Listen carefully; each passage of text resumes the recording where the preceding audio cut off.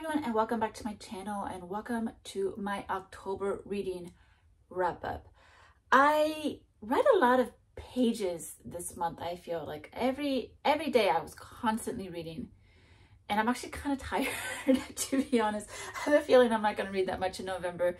I'm getting kind of tired. But yeah, I finished War and Peace, so that's going to be a huge thing to talk about. And then I read a few other small books. I'm going to go through all the small books first, kind of get them out of the way, and then we'll delve into War and Peace. And then I ended up also finishing a manga series, and I'll talk about that last. So let's talk very briefly about the books I read in October that don't really need too much talking about. I started reading the first two books of the pentology, Au coeur du Yamato, at the heart of Yamato, by Aki Shimazaki. Aki Shimazaki is a Japanese author. However, she moved to Canada and writes all of her books in French, actually. And these books are not translated either in Japanese or in English at this moment, so you can only read these in French. But this is the second pentology that I read from her, and she is just a very delightful writer. Very simple. But the reason these are so simple and so delightful is that you'll read the first book, and actually technically I think you could pretty much read these in any order. They all work as a standalone, but I am reading them in publication order. But the thing that's so interesting is that basically you'll read one book and you read the simple story of one character, and either something that's happens that's kind of remarkable in their life, or maybe it talks about how remarkable or unremarkable their life is. And then you'll read the second book and you'll notice that this talks about a character from the first book. So the thing that's really nice about this pentology is that basically you're getting the opportunity to explore what is going on with the side characters in a book that you've read. So typically you'll read a book and side characters are there to help push a main character forward, or they're there to help push a message forward that maybe the author wants to talk about in the book, but you only get to delve into their lives as far as what's useful for the main character and the main plot of the book. However, with this, you get to delve into those side characters. Sometimes the second book is just the side character and it's entirely unrelated to what happened in the first book. Sometimes there is a little bit of overlap, but in any case, it just gives you the opportunity to think and to observe just these characters that all have their own lives. They don't exist for the sake of the main character of one book. They have their own lives. In fact, the main character of the other book is the side character of their own story. So I love these little pentologies. They're very simple. They're not going to change your world, I don't think, in terms of writing, but I just think the idea is so lovely and her writing is so simplistic, but just still remains quite lyrical. It still is able to create a mood that it's really, really delightful, that it makes you want to read on. So I've read the first two books in this pentology, and we'll see if I read the next two books in the month of November. Typically, these are a good size for me to carry on the train, so I think it depends on how much train writing I do in November, because usually I can read like half of one or almost a full one of these in a train ride, or in one journey, I should say. So we'll see what happens, but this is delightful. Also, if you are learning French, actually, I think her books are a very good level for beginner French novel writers, because she is not a native French speaker, and because she's Japanese, and the way Japanese form their sentences in literature is actually quite simple. It's actually a comment you'll often see with people who read Japanese works in translation, and they're like, well, the writing is really simple, or it's kind of dry, or it's kind of repetitive. And the thing is that that's very common in Japanese literature, and it's very normal in Japanese literature. And I think she uses that, it's not that she uses, but you can feel that Japanese style, but just in French. So I think if you're learning French, these are a really good guide to help reading. So let me fix this. I feel like I'm oriented way too up. All right, that feels better. That feels better. All right. Then I also read 2 books in Japanese this month. I just got a surge. I got a surge, and I really felt like reading, and I had a momentum building. And the thing is that when my brain says we want to read a book in Japanese, I go with that. I go with that flow. It's very important for me to keep that momentum up. So that's what I did. The first book that I read is called 死にぞこないの青. So kind of owl on the verge of death, or owl who never dies, or he always like escapes death, basically. And this is by Otsuichi, who is known as the big, like one of the big horror writers in Japan. And I've read a few of his works. I've mostly read his short stories. I've read one other of his novels, and so this is my second novel of his to read. And Otsuichi is an author I just like to revisit because his writing is so simple. It's so easy. In terms of Japanese level, it's like perfect for beginners. And so I like to visit his works when I just want to build up reading momentum and and do that with like a good amount of tension in his books and his feelings. He's very good at creating suspense. He's really good at creating that feeling where you really want to turn the page and see what's going on.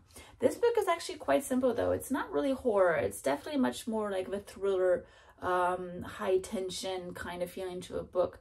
It's basically about a young boy who is getting bullied by his teacher. And the thing is that little by little, he loses all his friends because his friends all turn on him. But for some reason, he just kind of feels like it's not his place to tell anyone.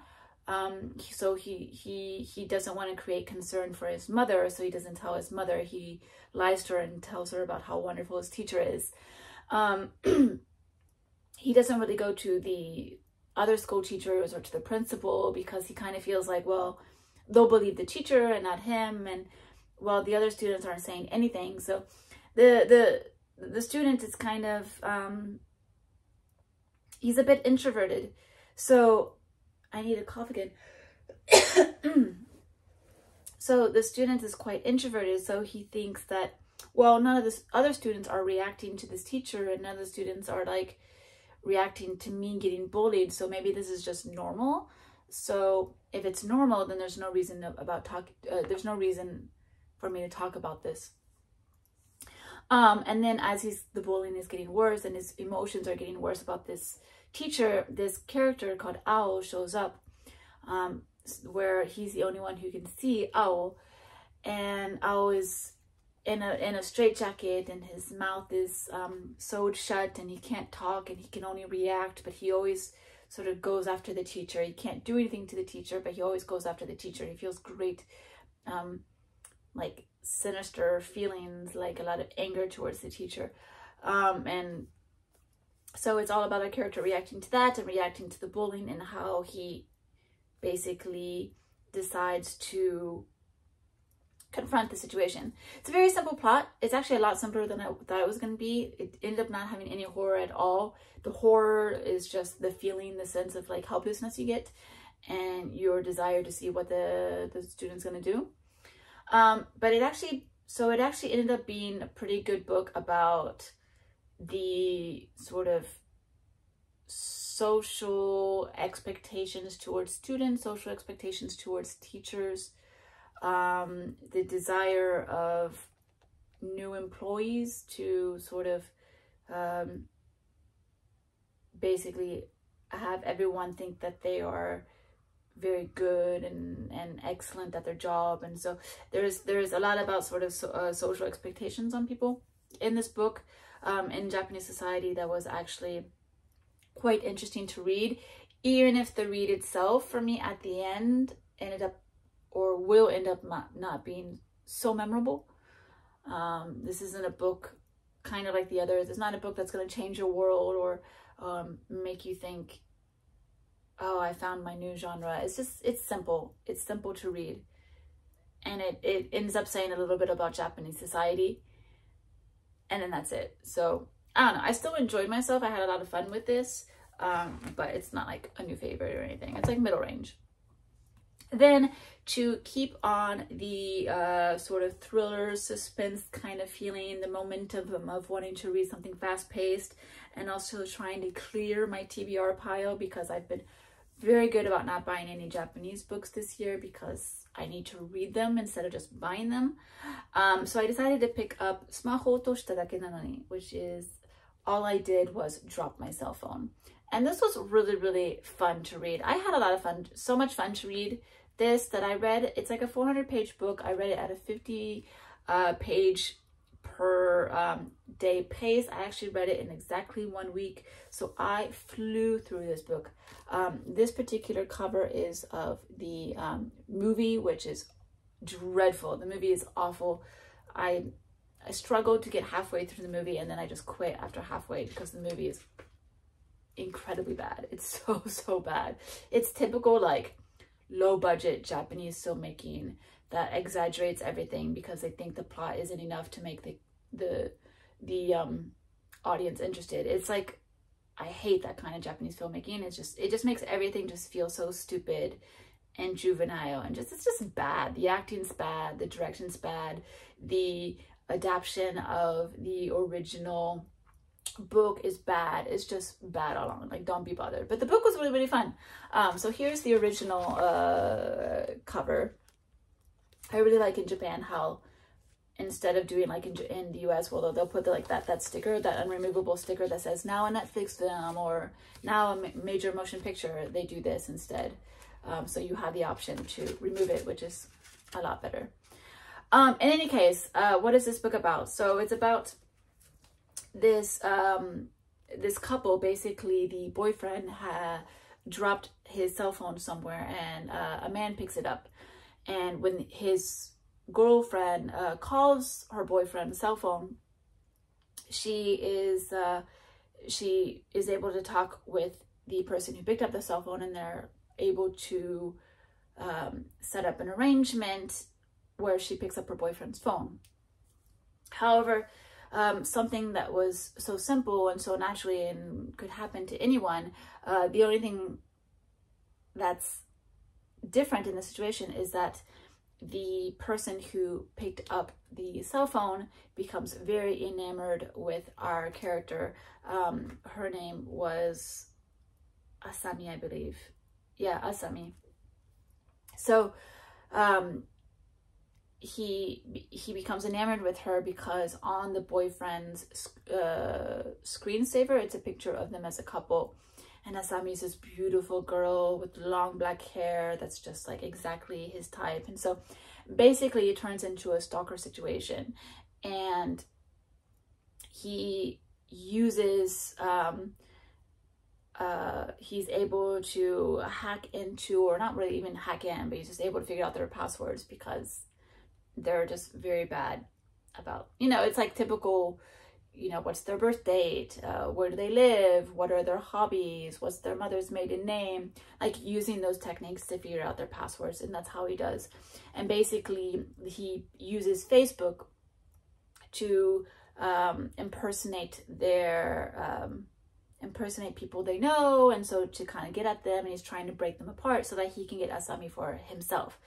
And so it becomes this really tense situation because we have 3 viewpoints, or 3 point of views in this book. So we have one of Asami, the female character who is now getting stalked. We have the culprit, or the villain, basically the man who picked up the cell phone, who is now stalking Asami. And then you have the viewpoint of the 2 detectives who are on this case, where a bunch of girls with long black hair have been found buried in the forest. So it creates this huge tension because we now know that he is a serial killer who only goes for girls with long black hair. So with his viewpoint and the detective's viewpoint and Asami's viewpoint, and we get the tension because we know we know how he's attacking and how he's going after her. And from her side, we see how she's sort of reacting to all these new things showing up on Facebook that she doesn't really understand. And it just becomes really page turning, and it's like, no, don't do that. You're really rooting for Asami. And you see how she's falling into all these traps that are putting out there for her. So it was just really, really fun and really interesting. It'll make you change all your passwords. And I don't read a lot of mystery and I don't read a lot of thrillers, but it is fun to read one every once in a while. And yeah, I had a lot of fun with this. And the ending was decent. The ending was decent. It worked for me, and it had enough of it does kind of end with like the sort of goofy Japanese stuff where like it gets a little exaggerated and you're like, that's convenient. But overall it was pretty fun. I had a lot of fun with that. As far as I know, it hasn't been translated into English. I don't think it needs to be translated into English. I don't think it's that ingenious of a plot that needs to, especially because now with all the Facebook stuff, that kind of plot is kind of old now. I would say it's kind of outdated.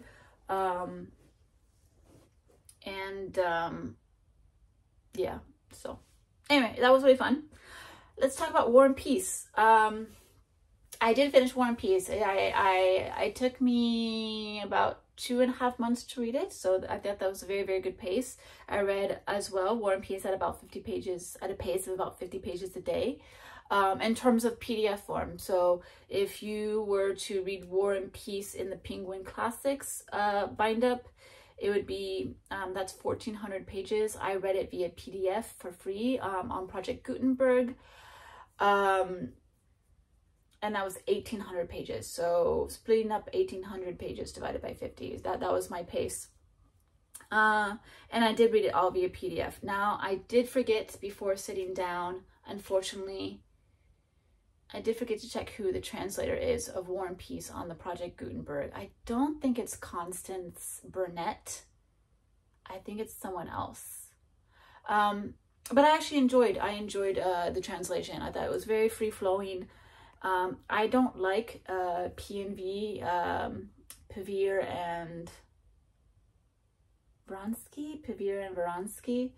I forget, but basically the very famous P&V translations that they've done, they're doing all the Russian classics. I don't really like them, to be honest.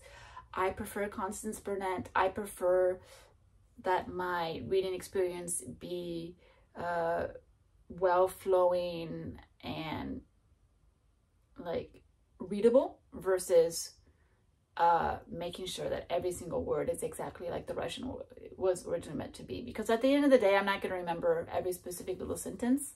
I'm not going to remember, you know, was the brick red or was it maroonish red? That kind of subtlety, while I do think it's important, I'm not going to remember it. And just P and V, I feel like the writing isn't very clear enough for me.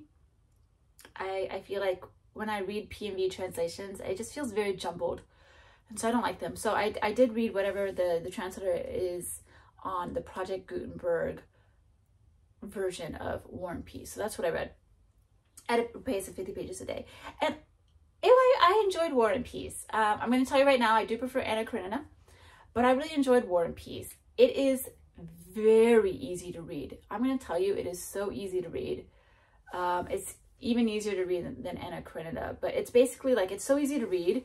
It's kind of unfortunate that people are like, ooh, the Russians, you know, the Russians are so difficult if you don't, I don't know why I'm doing a fake French accent to say this. But it's just like, people are just like, oh, if you're not Russian, you can't understand the Russians. Or if you haven't studied Russian literature like I have, you will never understand Russian literature, you know, Dostoevsky, you know. It's not that. It's not that at all. It's very easy to read. Tolstoy is incredibly easy to read. So don't let yourself get influenced by the people who are like, if you're not Russian, you can't read Russian literature. Like, just ignore those people. Tolstoy is incredibly easy to read. And it was easy to read. So I mean, so what is War and Peace? We all know War and Peace. It's one of those major greats classics of the world that you have to read before you die. It's on every single list of the great classics you're supposed to read, the great tomes you're supposed to read. Every booktuber who hasn't read it yet is like, oh, I'm so intimidated because it's Russian and it's long and it's a classic. So we're all familiar with all of that. But what is War and Peace? It's basically follows a set of characters during the Napoleonic Wars, where Russia is at war against Napoleon. And it's just following all those characters during that span of time. So about I would say almost 2 decades of time it follows these characters. And you start off where everything's at peace and they all have their sort of political opinions, and then you see their political opinions change as you go through the first upheaval of their lifestyle, or the first moment of war, and then it goes back into peaceful times and you see how they've changed, and then it goes back into war and you see how they changed some more. And then so you go from these very aristocratic people who had their life set in a very certain way, and they were following all the certain patterns that you're supposed to follow as an aristocrat. And then you see how the war influences them little by little every time they interact with it.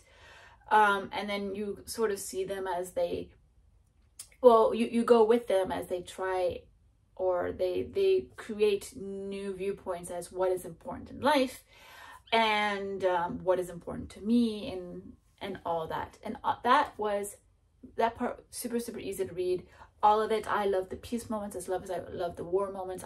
I'll probably actually love the war moments even better, because I feel that's where you get well, it's the most detailed of his writing is during the war moments, and I feel it's where there's the most character development during the war moments. Those are the parts that I enjoy the most. But yeah, it's just this really grandiose story about all these characters and how they interact with each other, about their relationships with each other, the ever-evolving, the ever-changing relationships with each other as they marry one another, or divorce one another, or one potential lover dies and another potential lover comes in. You have a big comparison about the men of society versus the women of society. I do think women are written to be a lot weaker in this book compared to Anna Karenina. In fact, they're so much weaker that there were a few points where I was wondering, okay, what is Tolstoy's real opinion about women? In fact, I even looked up the publication date to see whether or not, which came first, Anna Karenina or War and Peace. Turns out War and Peace came first, and that made a lot of sense to me, because I think Anna Karenina delves a lot more into the human psychology, human psychosis. I think it's a lot better at character development in Anna Karenina versus War and Peace, because War and Peace, the message is very different. War and Peace is not about the individual characters. War and Peace is about the epic of that time and our perception of history. And that's when I'm gonna, this goes into what I thought was the strongest part and the most interesting part of War and Peace, is actually the parts where he talks about history and our perception of history. Because it turns out the whole reason that he writes War and Peace is that you have this whole story of all these characters, and they're just plodding along, and they're going, and and they're following their destiny or their fate or whatnot. And then you go into the parts where Tolstoy leaves the characters behind, and he just writes his theories on history, and his belief on what history is and what it is to be a historian and what it means to report on history. And those are the parts that make War and Peace a superior novel. Those are the parts that bring War and Peace into just a simple story about characters. And that's where it brings War and Peace into perspective about what history is and how you are taught to perceive history, how people are taught to discuss and to research history. And so basically, once you go through his theories and his train of thought about what history is, it will change your viewpoint on what you just read. And I think that's the part that's the most interesting about War and Peace. It's the part that makes War and Peace the classic that it is. Because it's really interesting is that Tolstoy really goes into this concept of looking at history when you're within the moment of history, when you've just left the moment of history, and then when decades or centuries have gone past that moment of time. And the thing is that you'll realize that your perception of the moment, of the whether the moment was remarkable, how much of an influence it actually has, your perception is going to change as time goes through. Your perception of what is important is going to change. And your ability to report on history is going to be different when you take into consideration how close you are to the event.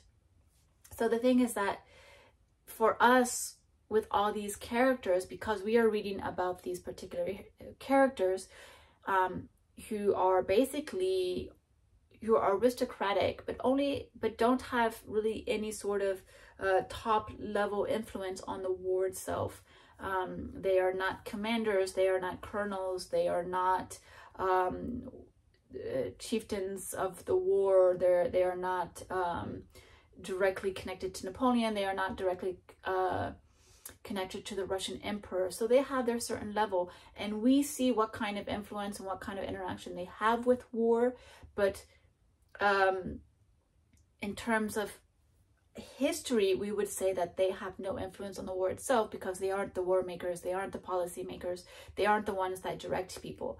But Tolstoy makes you reconsider that, and makes you reconsider who are the actual influencers in history, who are the people, or who are the people and what are the people doing that makes history what it is. Is history only at the level of the high policy makers? And that's why we only talk about the greats, Napoleon, about Alexander. Why? It's why we only talk about presidents. It's why we only talk about the great generals and the great you know, battalion leaders in history, and we kind of forget about the laymen. Or is it the opposite, where all the laymen and the people at the bottom are the big influencers, and they're the ones, basically the mob is what controls history?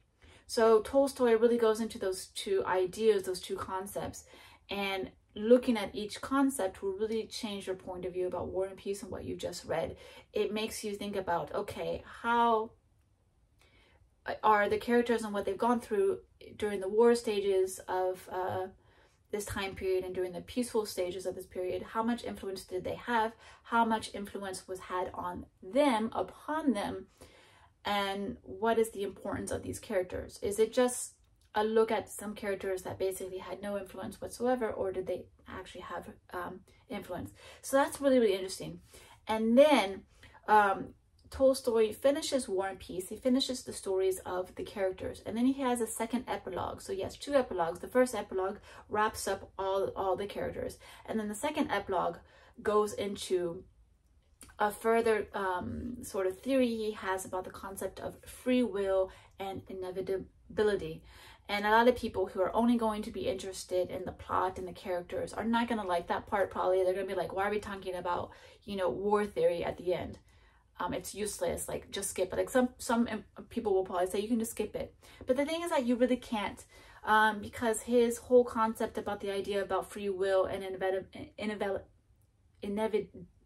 inevitability is that it makes you look at history and thinking about, is history a result of free will, or is history shows you that everything is inevitable, basically? And his reasoning behind it, whether you agree with it or not, is really, really quite fascinating.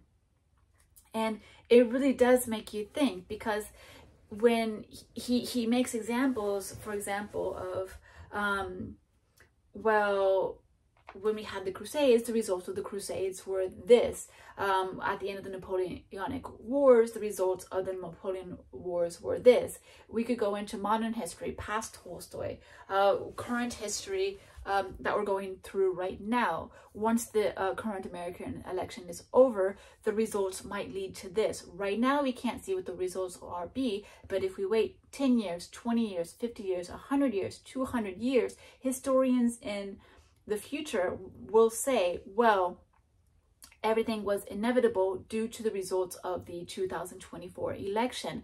So he goes into thinking about, like, well, is there actually free will in history, or is everything inevitable?